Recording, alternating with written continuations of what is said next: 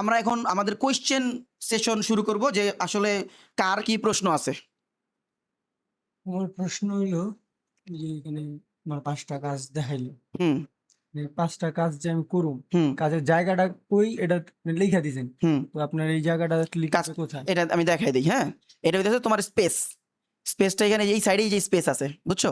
আচ্ছা, এখানে মনে রেখো, তোমার কিউসি পাশের পর প্রোডাকশন কিউতে আছে। এটাই বুঝো। কিউসি পাস মানে কি? তোমার সুফিয়ানের দায়িত্ব হইতেছে কিউসি পাস করা, হুম, যে কিউসি ওকে। এরপরে কি করতে হইব? যে প্রোডাকশনের কাছে যেতে হইব, হুম, নাকি? তো এটা তুমি প্রোডাকশন কিউতে পাবে। প্রোডাকশন কিউটা কই আছে? এই যে তোমার IT research company, marketing, customer, যে প্রোডাকশন, ডিজাইন এবং প্রোডাকশনের ভিতরে আছে। এটাতে আমরা যাই। ক্রিয়েটিভ এবং অপারেশন, এটা অপারেশনের ভিতরে থাকবো। এটা বুঝি নাম দেখে বুঝতেছি। এই যে প্রোডাকশন কিউ দেখছো, এই পাইছো যে প্রোডাকশন কিউ নাম, এই প্রোডাকশন কিউর যে লিস্ট, মানে এখানে সবগুলো লিস্টের নাম দেওয়া আছে। তো প্রোডাকশন কিউতে আমি গেলাম। এই যে প্রোডাকশন কিউতে অলরেডি তোমার 2টা টাস্ক জমা আছে, ঠিক আছে? এই টাস্কগুলো তোমার করতে হবে। তুমি কিভাবে করবা? এটা যে ক্লিক করে টাস্কটা ওপেন করবা। ওপেন করার পর তুমি এদিকে বুঝবা, মানে প্রথম যেই কাজে তুমি শুরু করতেছো ওই কাজ আগে টু ডু থেকে এখানে ইন প্রগ্রেসে দিবা, যেটা আমি শুরু করছি, আমি বুঝে যাবো। ওকে, এরপর ইন প্রগ্রেসে দিয়ে তুমি আগে রুলসটা, এই কাজের উদ্দেশ্যটা কি, আমরা এই কাজটা আসলে কেন চাই, প্রত্যাশিত আউটপুট, মানে কি কি আউটপুট এই কাজ থেকে আমু, গ্রহণযোগ্যতার মানদণ্ড, কিভাবে আমরা বুঝুম যে এই কাজটা তুমি প্রপারলি করছো, আর নিয়ন্ত্রণের তথ্য। ওনার হইতেছে শাহাদাত, রিভিউয়ার। এই যে রিভিউয়ার যে দরকার, একটা কাজ তোমার কাজটা কে রিভিউ করবো, এখানে স্পষ্টভাবে লেখা আছে, ঠিক আছে, যে হাসিবুল হাসান। যদি তোমার এটা রিভিউয়ার না থাকে, তাহলে তুমি অ্যাক্টিভিটি থেকে দেখবে, এই যে সাইডে যে অ্যাক্টিভিটি, দেখবা যে কাজটা তোমার দিছে কাটা, ঠিক আছে? এই যে ইউ ক্রিয়েটেড দিস টাস্ক, এটা আমি তৈরি করছি, আমার এখানে নোটিফিকেশন, তোমার এখানে নোটিফিকেশন থাকবে যে Hasibul Hasan created this task, বুঝছো? তখন তুমি বুঝতে পারবা যে আমার তো এখানে রিভিউয়ার ক্লিয়ার করা নাই, ভাই আপনার রিভিউয়ারটাকে এটা আমার কয়ে দেন, এই কাজটা আমার কে রিভিউ করবো। তো এটা তুমি জিজ্ঞেস করে রিভিউয়ারটা সেট করে নিবা, বুঝছো? তারপরে তুমি তোমার নিয়ম মতো কাজ করবা এবং অ্যাকনলেজমেন্ট, যার এভিডেন্স এই কমেন্টের মধ্যে দিবা আর কি, বুঝে গেছে? কমেন্টের মধ্যে কেমনে দিন এটা লেখেন দিন।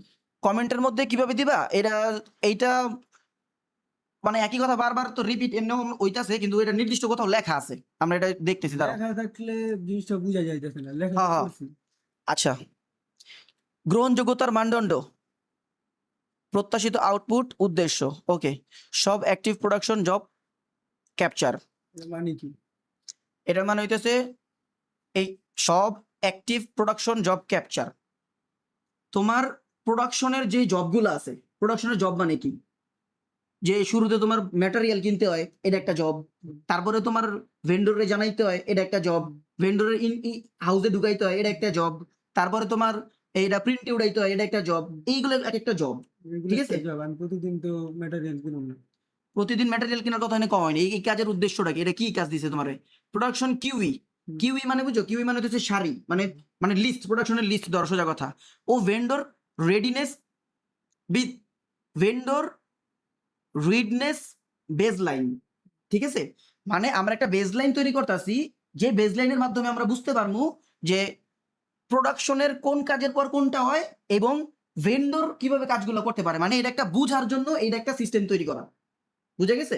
এখন সব জিনিসটা আমাদের মুখে মুখে থাকে, এইটা তৈরি হয়ে গেলে আমাদের তখন একটা দৃশ্যমান একটা জিনিস তৈরি হইবে। আমি তো লিস্ট ধরলাম, আপনি আমার কাছে একটা লিস্ট বানাবো, এই লিস্টটা বানাইলাম। কিন্তু আমার এই যে আজকে কাজ দিছে, এই আজকে কাজের মধ্যে তো এই অনেক অপশন থাকে যেগুলো আমি নিয়মিত করুন না, ওগুলো আমি কি লিখুন এই কমেন্টে? আচ্ছা, এইখানে এই কাজটার সম্পর্কে যদি বুঝতেছো, আমি তোমার এই কাজটা স্পষ্টভাবে বলতে পারি, যেমন তুমি মাথার মধ্যে যদি স্পেস তৈরি করে প্রশ্ন করো, তাইলে ওইটা আমি স্পষ্টভাবে কইতে পারবো না, বুঝছো? এইখানে এই কাজটা তোমার কিভাবে করবা, এই কাজটা একদম এক্স্যাক্টলি, এই কাজটা যদি তুমি শুরু করতে চাও, প্রথমে তোমার ইন প্রগ্রেস দিতে হইব, বুঝছো? এটা ক্লিয়ার? ইন প্রগ্রেস দিবা, তারপর তুমি এটা পড়বা। উদ্দেশ্য কি? চলমান প্রোডাকশন জব, চলমান প্রোডাকশন জব। এখন তুমি প্রোডাকশন জব কথাটা যদি তুমি না বুঝো, তুমি এটা চ্যাটজিপিটি জিজ্ঞাসা দিবা একদম স্পষ্টভাবে। এই কোনো কথা যদি না বুঝি তাহলে সমস্যা। ক্যাপাসিটি, ক্যাপাসিটি, তো তোমার প্রোডাকশন জবের ক্যাপাসিটি তোমার বুঝতে হইব, যে আমাদের একদিনে সর্বোচ্চ 3 সিটিং এর পরিমাণ প্রিন্ট করতে পারবো আমরা, এর বেশি আমাদের পক্ষে প্রিন্ট করা সম্ভব না। এই বর্ণমালা ভেন্ডরের কাছে এটা হচ্ছে তার ক্যাপাসিটি, বুঝা গেছে? এটা টাকার ক্যাপাসিটি থাকতে পারে, এবং প্রোডাকশন জবের ক্যাপাসিটি মূলত এক্সাক্ট একটা করে জবের ক্যাপাসিটি কতটুকু। ভেন্ডর ডিপেন্ডেন্সি, ঠিক আছে? ডিপেন্ডেন্সি, এই যে শব্দগুলো যদি কনফিউশন থাকে, তোমার এগুলো একটু স্পষ্টভাবে বুঝে নিতে হইব। মানে প্রথমবার এই জিনিসগুলো শিখে গেলে পরবর্তীতে আর তোমার প্রবলেম আর থাকবো না, রানিং ভাবে চলবো। তো ভেন্ডর ডিপেন্ডেন্সি কি, যে কোন ভেন্ডরের উপর কোন কাজ নির্ভরশীল। ওকে, তোমার যে প্রোডাকশন জবগুলা, যে তোমার পেপার কিনতে হইব, তাহলে এই কোন ভেন্ডর নির্ভরশীল? পেপার ভিলেজ নাকি? তারপরে তোমার কুরিয়ার করতে হইব, ঠিক আছে? এন্ড কুরিয়ারও কিন্তু একটা প্রোডাকশনের কাজ। তো এইটা আমরা আলাদা হিসেবে ধরি, কিন্তু তারপর আমি উদাহরণস্বরূপ কইতেছি এই মুহূর্তে, যে ধরো তোমার রিক্সাওয়ালারে ফোন দিতে হবে, রিক্সাওয়ালাও তোমার একটা ভেন্ডর, যে সে তোমার ওই জায়গা থেকে ওই জায়গায় পৌঁছাইবো, বুঝা গেছে? ওটা তার উপর ডিপেন্ডেন্ট। রিক্সাওয়ালা যদি না আসে তাহলে তোমার অনেক সমস্যা হয়, বুঝা গেছে? তারপরে স্ট্রিট ফাস্টের উপর তোমার কাজ ডিপেন্ডেন্ট, স্ট্রিট ফাস্ট কুরিয়ার গুলো করবো। এই হইতাছে ভেন্ডর ডিপেন্ডেন্সি দৃশ্যমান করা। এই যে আমি তোমার এই কথাটাই কইলাম, যে তোমার কি কি জব আছে, এগুলোর কোন জবের কতটুকু আমাদের ক্যাপাসিটি আছে, কোন ভেন্ডর কোন কাজগুলো করব, এগুলো সব চোখে দেখতে পারবো। এটা চোখে কেমনে দেখতে পারবো? হইতে পারে একটা গুগল শিট তৈরি করা লাগবে, গুগল শিটের মধ্যে যেন সব স্পষ্ট দেখতে পারি যে আমাদের এই হলো প্রোডাকশন জব, ঠিক আছে? এই জবের ক্যাপাসিটি এতটুকু, এই জব এই ভেন্ডর করে, এবং এই এই তো এই ভেন্ডর করে এতটুকু, এই তিন ধর একটা গুগল ক্যালেন্ডার হইলেই হয়ে যায়, বুঝা গেছে? এটা আমি তৈরি ধরেন একদিন করলাম, হ্যাঁ, এটা কি আমার প্রতিদিন করা লাগবে? না তোমার প্রতিদিন করা লাগবে না। এটা কইরে তোমার এই যেখানে ডান অপশন আছে না, টান দিলে এইখানে এই যে এইখানে টুটুতে চাপ দিবা, চাপ দেওয়ার পরে যে যদি তোমার কাজ কোনো কারণে আটকে যায়, হ্যাঁ, হ্যাঁ, যে আমার কাজটা আমি শুরু করছিলাম কিন্তু ওই ভেন্ডর ফোন ধরতেছে না, তুমি এটা ব্লক দিয়া এই যে এখানে একটা কমেন্ট করে দিবা যে আমি কাজ তো শুরু করছিলাম, ওই ভেন্ডর ফোন ধরে না, এই জন্য আমি পরে কাজ করতেছি, আমি পরে করুন, এটা হলো এন্টার দিয়ে দিলাম, ব্লকটা আছে, তাহলে আমি এটা বুঝতে পারলাম, বুঝে গেছে? তারপরে তোমার কাজ শেষ হয়ে গেছে, এখন তুমি রিভিউ দিয়ে দিবা যে আমার কাজ আমি করে ফেলছি, এবার কি ওনার সেটা রিভিউ করবে, তুমি রিভিউতে দিয়ে দিবা, তখন আমার কাছে নোটিফিকেশন যাইবো যে আমার এটা এখন রিভিউ করা লাগছে, তুমি কাজটা ঠিকভাবে করছো কিনা, যেভাবে আমি কইছি। ওকে, তারপরে এই পাস্ট বাই ম্যানেজমেন্ট, মানে এই ক্ষেত্রে আমাদের সিস্টেম একটু অ্যাডভান্স চিন্তা করা আছে। সেটা হইতেছে ধরো এই যে এই কাজগুলা নর্মালি এই আর কি এই স্ট্যাটাস গুলো সহজে চেঞ্জ করে ফেলতে পারবো, বুঝে গেছে? তুমি একটা কমেন্ট করে দিলে, কমেন্ট অনুযায়ী এই স্ট্যাটাস চেঞ্জ করে ফেলবো, বুঝে গেছে?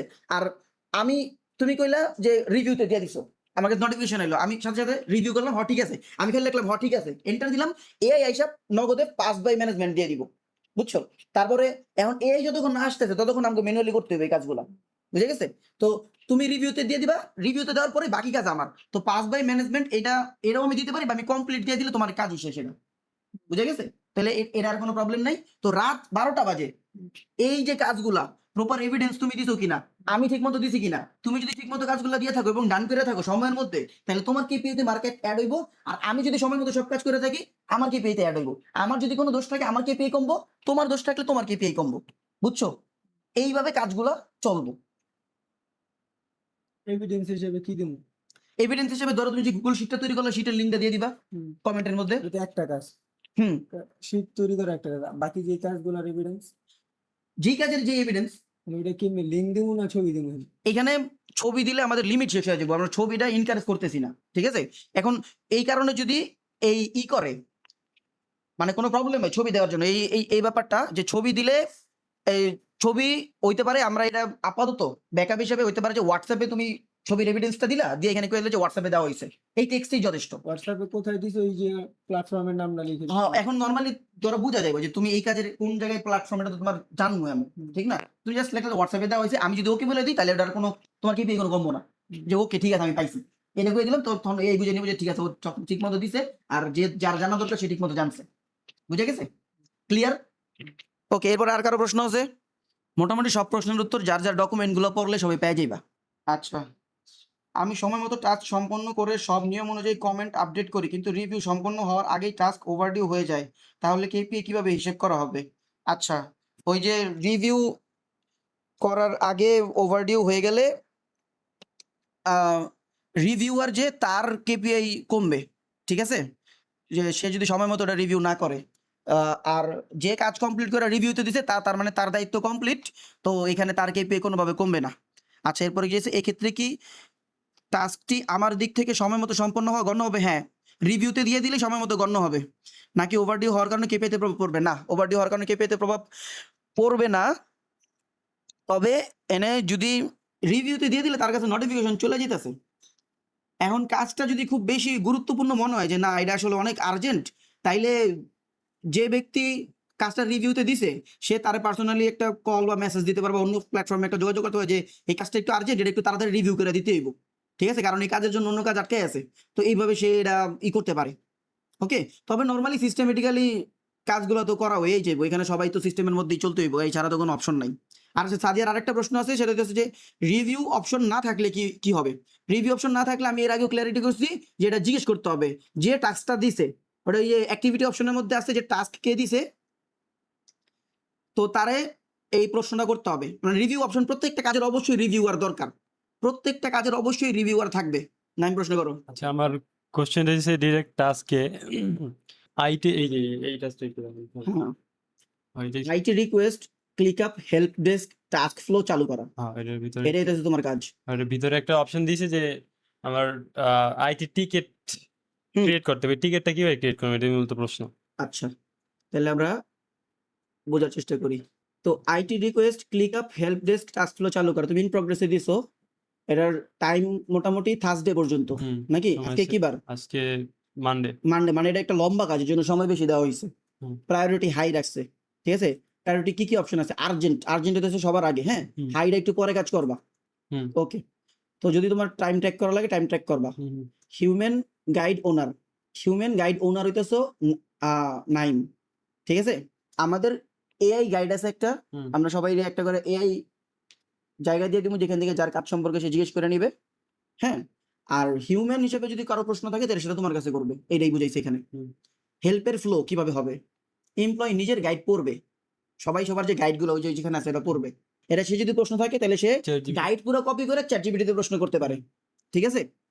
এই যে এই জিনিসটা ক্ল্যারিটি। না বুঝলে সংশ্লিষ্ট টাস্কে নাইমকে প্রশ্ন করবে, যদি চ্যাটজিপিটির উত্তরে সে সন্তুষ্ট না হয় তাহলে সে তোমারে প্রশ্ন করবে। কিন্তু তার আগে কি এর সাথে কথা বলে নিতে হবে? হ্যাঁ, তার আগে এই বাধ্যতামূলকভাবে কথা বলতে হবে সবার, হ্যাঁ। কি চেষ্টা করেছে ও, কোথায় আটকেছে লিখবে, সে চ্যাটজিপিটিতে কি চেষ্টা করছে, কি প্রম্পট দিছে এবং কোন জায়গায় আটকাইছে, কোন ব্যাপারটা আসলে বুঝে নেই, স্পষ্টভাবে লিখা তোমার জিগাইতে হইব, ওকে। নাইম টাস্ক কমেন্ট এই রাইট আনসার দিবে, রিটেন অ্যান্সার। Written answer. আচ্ছা, নাইম টাস্ক অথবা কমেন্টে, ঠিক আছে। তার এই প্রশ্নটা হইতে পারে, সে একটা টাস্ক ক্রিয়েট করতে পারে যে নাইম এটা একটা লম্বা কাজ, এটা সময় লাগবে, আর্জেন্ট, অনেক ঘটনা থাকতে পারে, সেটা টাস্ক হিসাবে তৈরি করব, ওকে। অথবা সে তার এক্সিস্টিং টাস্কের কমেন্টে ই করবে নাকি, হুম। এই রিটেন আনসার দিবে, ওকে। আচ্ছা, আইটি রিকোয়েস্টের রুল র্যান্ডম ডিরেক্ট রিকোয়েস্ট নয়, হ্যাঁ। মানে তোমার কাছে যে রিকোয়েস্ট করবো র্যান্ডম ডিরেক্ট রিকোয়েস্ট, মানে এই কথাটা যে আমি মাত্র কইলাম, আইটি টিকেট লিস্ট, একটা লিস্ট আছে আইটি টিকেট লিস্ট নামে, সেই লিস্টে টাস্ক লাগবে, বুঝা গেছে। তখন আইটি টিকেট লিস্টটা আমি তোমার ফোন থেকে এই দেখাই, টাস্কটা কি যার দরকার হইব সেই করব? দাঁড়াও। আইটি টিকেট লিস্টে টাস্ক লাগবে, ওকে। এই লিস্টের মধ্যে একটা নতুন টাস্ক থাকা লাগবে, কোনো আইটি রিকোয়েস্ট যদি থাকে, হ্যাঁ, ওইটাই। মানে Okay. কারো কোনো আইটি প্রবলেম হইলে প্রবলেম হলে সে এই লিস্টের মধ্যে একটা টাস্ক তৈরি করবে, আমারে অ্যাসাইন করে। তোমার অ্যাসাইন করা, এটাই তো সোজা কথা, ক্লিয়ার। হ্যাঁ।